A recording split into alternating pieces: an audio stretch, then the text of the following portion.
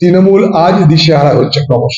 এই বাংলার রাজনীতিতে আমাদের উদয় হবে এর কথা বলেনি। স্বামী বিবেকানন্দ ঐক্য সম্প্রীতি প্রেমের কথা বলেছে। রাজ্যে আমাদের ভালো হবে বলে দিয়েছি আপনাদেরকে প্রথম দিন। রাজ্যে আমাদের ভালো হবে, কার কি হবে জানি না। কংগ্রেস বামের জোটের ফলাফল ভালো হবে এবং আমাদের শতাংশের ভোট অনেক অনেক বাড়বে।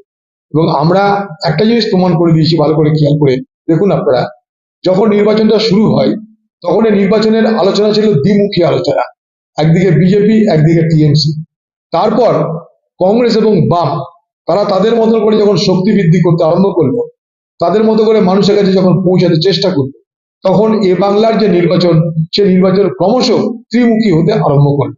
অর্থাৎ আমরা নির্বাচনের যে ন্যারেটিভ, সে দ্বিমুখী থেকে ত্রিমুখী এর মধ্যে করে দিয়েছি। অতএব এটাই কিন্তু একটা বড় আমাদের কাছে রাজনৈতিক জয় বলে আমি মনে করি। নাহলে নির্বাচনটা হচ্ছিল দ্বিমুখী সম্পূর্ণ, বিজেপি তৃণমূল, তৃণমূল বিজেপি, আর কেউ ছিলাম না আমরা।